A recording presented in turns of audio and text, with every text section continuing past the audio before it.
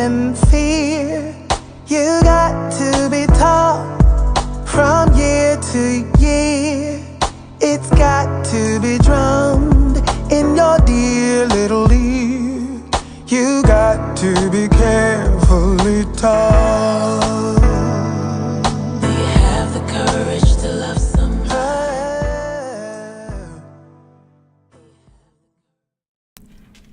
Hello and welcome back to A Seat at the Table with Race Together. We're joined by Jawan, Lauren, Nina, and I'm Jessica. So we're going to start this conversation off with Black History. Sorry, I get a little excited. You know, they don't teach it in schools. So we're going to start off a little different, and most people don't usually speak about Black history like this, but we are going to. We're going to talk about the Afro-Latinx experience, we're going to talk about the Caribbean experience, we're going to talk about the African experience, and we're going to talk about what real American Black history is. And we're not going to divide it up all the way to civil rights, and then all of a sudden we're at Obama. We're going to go in depth. So, starting us off, Nina, take it away. Okay, so first and foremost, I want to put out there that I don't want to make it seem like I am speaking for Afro-Latinx people. That's not what I'm doing, but I'm here to say that, you know, you guys are not invisible. How the world treats you, you know, how Black communities want to make it invisible, how Latino communities want to make it invisible. You guys are not invisible. So that is my main goal here. So we talk about Afro-Latinx. I think that there's a lot of misconception, but I want to give a very big thank you to Amara La Negra for even bringing up the term that now is so popular. Not popular for the right reasons, but it's popular and it's in the conversation. So when we talk about Afro-Latinx, I think we have to start off with the Atlantic slave trade and how that plays a role in the Afro-Latinx identity. So, can you explain what the Atlantic yeah, slave I trade was is? going Yeah. to. Oh, okay. So, Atlantic slave trade. A lot of people don't know about it, which is very frustrating. But That's because they don't teach it in the schools. yeah, I learned it in middle school. I'm just saying. So my school did me right, and that was a Black school My too. school did me wrong. That's it. I learned it in Puerto Rico in school. So Oh, wow. I yeah, highly so- doubt they teach it in Texas. So it's definitely when the colonizers, because I'm not going to say which ones, because for my heritage it's the Spanish, but for other heritage it's the English. So, Or the French. Yeah, or the French. So European colonizers, there we go. So Or both. or both. They would go to Africa, just, you know, take the slave boats from Africa, and then their stop was in the Caribbean. That was their port. So not only they wouldn't only stop in like Haiti or Dominican Republic, but they would go to Cuba, Puerto Rico, all the other islands in the Caribbean, because those were the ports. And then from those ports, they would leave some of the slaves in these islands, and then they would take the indigenous people from these islands. So they would become mixed, and then from these boats, then they would travel out to North America, South America, Central America, you name it. And then I think it's another thing that's really important to highlight, that only 6% of the Atlantic slave trade made it to North America, at what we know as the United States. And 6% by way of Santo Domingo. so then the rest, which is a really big chunk, is Stay put. it's in the Caribbean, is in Latin, what we know now as Latin America. So that's really important to hit on. So when we talk about Afro-Latinx identity, I think it's you know, hitting on Latinx individuals who have African descent. So like an example, my grandfather would be considered Afro-Latinx. He was an Afro-Puerto Rican. I have a lot of family members who are Afro-Puerto Rican.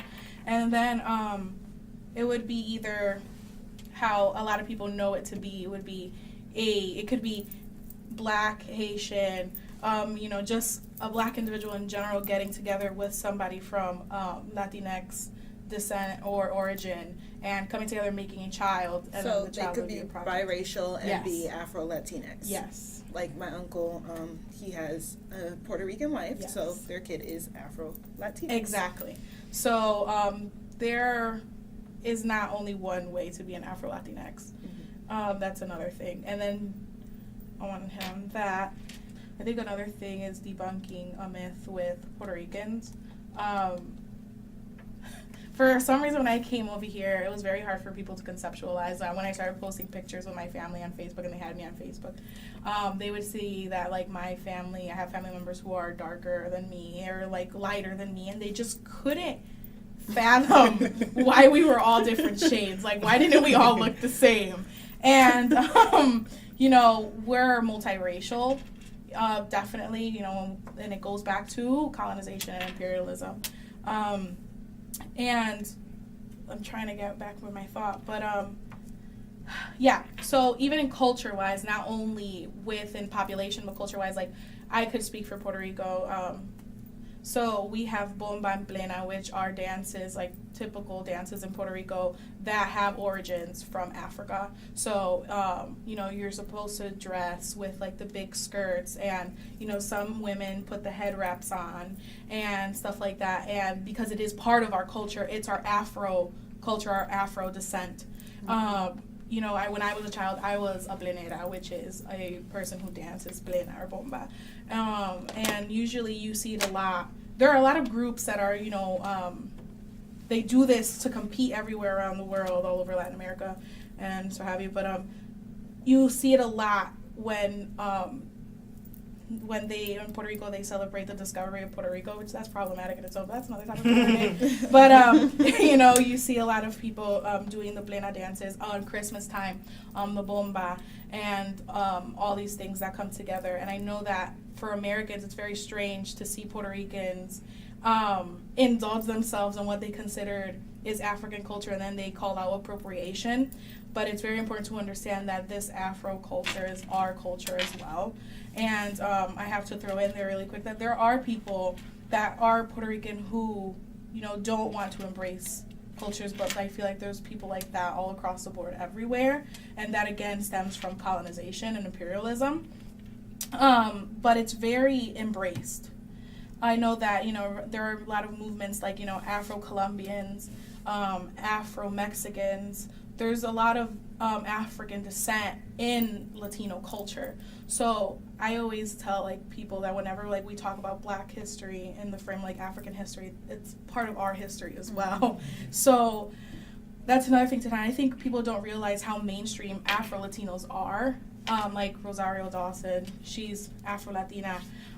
Celia, Lala Anthony, Afro-Latina. Exactly. Celia Cruz, Afro-Latina. Who was on 106 in Park? Oh, man. Roxy. Afro-Latina. Tito Trinidad, Afro-Latino, the boxer, very well known. Laz Alonso, that's an actor from Jumping the Broom. Exactly, and then the list goes on. Exactly, the list goes on and on and on. The thing is that Afro-Latino identity is always erased, and a lot of people feel like they have to choose one. They can't embrace both. Or they just can't understand the concept of how you could have an intersectional identity. And that's something that that's something that us as people have to work on. And it starts with, like, people like us having this conversation, acknowledging that Afro-Latinos exist, that they're not invisible, that they have intersectionality struggles with the Latino community and the African community and the Black community in general. We could even go as deep as religions. How there are Spanish-speaking Caribbean countries and Latino countries who practice African religions because that's what was brought when the slaves were forced onto these places. So, you know, it's wrong to think that Black people only exist in the United States or in Africa, because, you know, that's it's like, you know, I know so many people who think that, and then, like, you know, I've had people who said, I went to Puerto Rico, and I was just, like, amazed at how many people were Black, like how many Puerto Ricans were Black. Wow. Thank And I was you like, for waking up and joining us. And I was like, well, yeah, you know, like, it's there. Right there, I think I'll segue into the little bit that I know about my people's history. Is people are usually confused when they go to the Caribbean and they see people, or I should say, when they go to, like, islands like Jamaica, and they see other people that are not black, and they're like, Yes. that doesn't make sense to me. I thought Jamaicans were black, and it's like, There's yes, white it's a Jamaicans. predominantly black nation, just like the U.S. is a predominantly white nation. But there are gonna be other people of color, white people there. Like, there's gonna be white people, there's gonna be Asian people, there's gonna be, the Latin people. Like, everybody is there, and people usually overlook that fact and think. First of all, I wonder how they think it was just an all black nation. Did they forget slavery? Like you just explained with the Atlantic slave trade, did they just forget black people were brought here, but other people can also immigrate. Other people were brought here too, things of that nature. But that's the little bit that I'll throw in, because basically it's an island in the Caribbean, so it's basically the similar history. Oh, I want to throw in really quick that I mentioned the word Latinx. Probably a lot of people don't know what that means, but Latinx, yeah, it's my I have fault. to say that. Yeah, Latinx is a gender neutral term for Latino or Latina, so it's just easier to use when talking about a general. Right, because you could be talking about non-binary people. Yeah, exactly. Trans people. Yeah. So we're going to talk a little bit about Pan-Africanism, just to throw it all together in case you weren't confused enough. But Pan-Africanism is a worldwide intellectual movement that aims to encourage and strengthen bonds of solidarity between all people of African descent. So that would cover the Caribbean, that would cover the Latin American world, that would cover the American, and all over, because that's part of the African diaspora.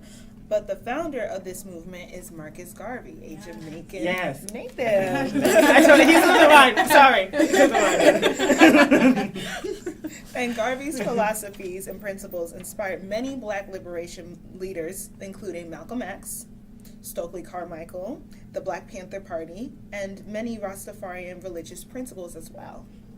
Yep. So it's important. I feel like I definitely rep for Pan-Africanism. I don't believe in this oh no, I'm African American, so I'm only going to care about African Americans. I think that's kind of narrow-minded. Yes. Even if you're going to be an activist and be pro-black, I feel like that's just the wrong way to go. It's just ignoring all that connectivity that's gone on throughout history between the groups, the leaders, the movements. But to touch a little bit on African history, does anybody, unfortunately? Not me. Definitely not me. Yeah. I don't even want to appropriate into that, because I don't really have the first-hand knowledge or anything. Yeah, no. But we do acknowledge that African history was the beginning of all of our histories. Yes. Everybody. Yes. Everybody's Yes. history. Just to touch a little bit on the American Black History timeline, what do you guys remember from school, being taught to you, elementary school, middle school? How did it go? I remember slavery literally being about 100 to 200 years. It wasn't the 400 years that you learn when you get out of that and you're like, oh my God, it was actually 400 years. But has it ever stopped? You know what I mean? So, in different formats. Right. So we have slavery, right? And then what happened? Segregation. And then it was it jumped somehow to segregation, and Martin Luther King was here. Okay. And then, Immediately after. And then- it was complete. 10 minutes. 10 minutes. Rights. They got their freedom. Martin Luther King was like, "Yo, we out here." And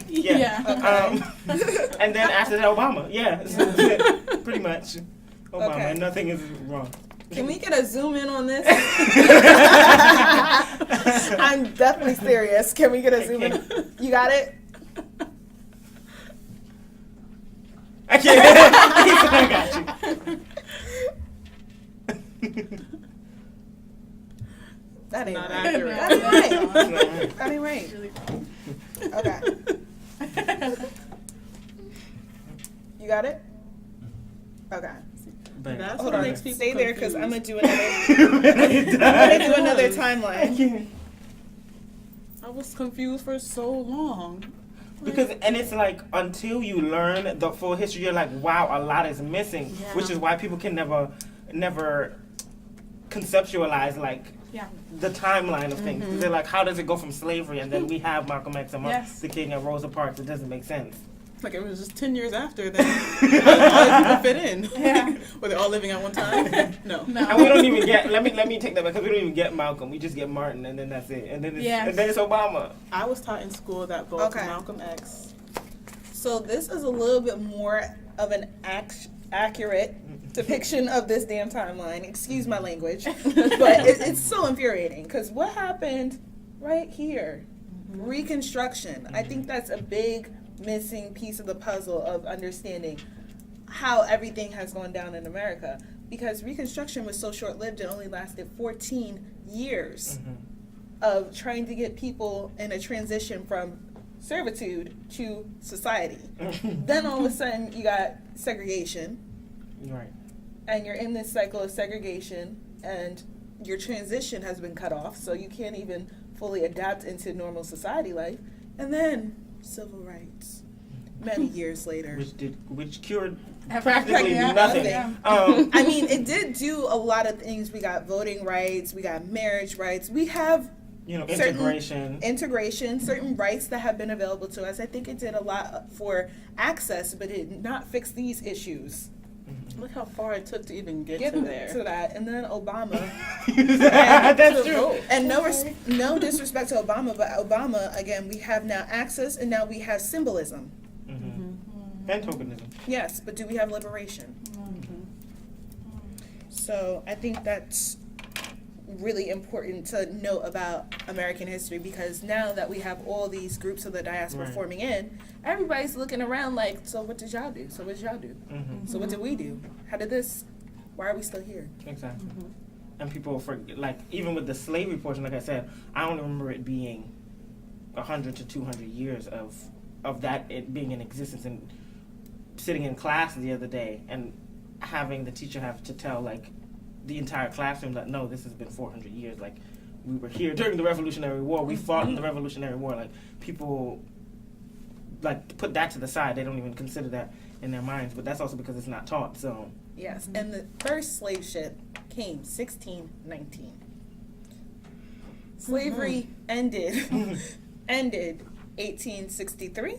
Yes, I believe so. Reconstruction went on 14 years after that. It ended somewhere in the 1870s. And then from that point on, you had black codes, grandfather clauses that came before Jim Crow. And then Jim Crow came about. Right. And then a few hundred years after Jim Crow was enacted, because Jim Crow came about in the late 1800s, you had civil rights come up. 1954 yeah. about. So I mean, that is just like so much time, and within that time frame you've had wealth gaps emerge, you've had education gaps, literary rates were completely plummeted, because even when you're doing that transition from servitude to society, you know, like Freedmen's Bureau was one of the initiatives that came about from the Reconstruction era, and that program was completely defunded and destructed. Yeah. So people couldn't even get educational opportunities. There was just so many things that transpired, and that's why it's like important that we understand that. Go beyond your textbook. Look for it. Go online. Read. Reading is so important. We can now read. Do it. Just like we can now vote. Like, People don't do that either. That's the time for another episode. I don't understand. Why give it to us if you're not going to use it? Use it. But that leads us to a conversation about woke and other things conscious and aware. I can't stand the word woke. It's a bad word. It's a bad word. It's a bad word. I liked the word woke, I did. I really did. but now I can't stand that word. I had somebody use it to me as like, you know, when they're signing off like from a message, they're like, stay woke. I'm like, about what? They're like, oh my God, Jess, it's just a saying. I'm like, it's not This Just is the the same, thing. right? oh, here Well, I we knew go. there was a problem with after when it started going on like T-shirts, on hats. Yeah, Like, and I that's was how like, you kill "Ooh, That's how that's you kill not everything. Is okay." you put it on a damn T-shirt. Like I did have a that's woke how you hat, end. a woke dad hat, but I knew what it meant. I can't. I feel like it's been overused. It's watered down the meaning. So like no one, like you said, they're using it at the end of. But see you later. Stay woke. Like it's not. They're not synonyms. And I think just because it's become trendy and like that's how I also know it was gonna like take a pivot is when they start writing think pieces on like phrases that are trendy of 2017, 2016. Woke is on the list and it's like what is it? No. I can even get doing, lit, man? but woke is not it. No. Right. Yeah. I think we have to, when we talk about woke, we have to go back because the concept of woke, not the word, but the concept of woke has been around for a very, very long time. And it wasn't called woke. It's Spoiler alert. consciousness. Which I used earlier. Yeah. You know, which was, you know, what woke is supposed to A be. derivative of, Yeah. Yes. So And by conscious, they mean awake from sleep. There go, woke. yes, yes, exactly. And consciousness, the term and the concept behind it, it's supposed to be very deep. It's deeper. Not only waking up from sleep, but waking up from like a trance, waking up from a thought process that you were enslaved into. A brainwashing. Exactly, brainwashing. That we're definitely gonna get into soon. Or even a acculturation. Yeah. And that's where consciousness came from. It's, you know, going against the current. Right. You know, like you're not in it anymore. So Exactly. you're aware of everything that's going on. I think partly because of the commercialization of woke has happened because I think to some degree when you are of that of a non-dominant group, you're aware of your position in some way, but not fully enough to know the history of it. And I think that's why everyone took woke and was like, oh, I'm woke because I know that the racial relations lay wherever they lay. That's what I was just about to mention because I was gonna say it became trendy because becoming an advocate or an activist became trendy. Yes. So you could literally do the you could tweet times up, me too, Black Lives Matter, Yeah. police brutality, and people would be like, oh my God, it's a woke king, it's a woke queen. It's Yeah. like Yeah. the bare minimum. You have no idea what their ideology is. You don't know if they're for your liberation of your people, but it's like Ideology, vocab word. Back up. We have Hold up. Because I know a lot of people are like, these words, some of them were throwing at them, and it's like, you never heard it before. It And can it's be hard to it's- grasp. And it's Yeah, okay. It's okay. but then We're it's in like, how do I break this sociology down? classes all the time. How do I break this down? Ideology, belief system. It's just a belief, I guess, or an idea, or If you were to use a trendy word, would you say aesthetic? You know how I'd be- people... Yeah, I know what you mean. Kind but of, kind of. Yeah. A little bit more complicated than that. Yeah. Yeah. I'm trying to simplify. Yeah. I'm trying to give the synonym because if you give synonyms, I feel, well, for me, like the way I learned words was synonyms, so I feel like synonyms help people. Yeah. Like if you can align it to a word, excited and happy. I would associate more with philosophies than aesthetic. Yeah.